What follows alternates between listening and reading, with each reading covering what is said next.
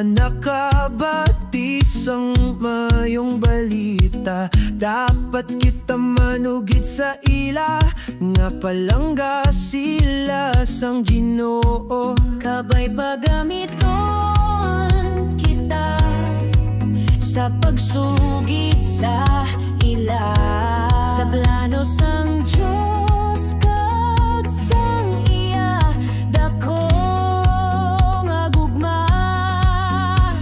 Isugid ang Ginoo para sila maluwas, kay ang langit nagahulat sa mga magtuo sa iya.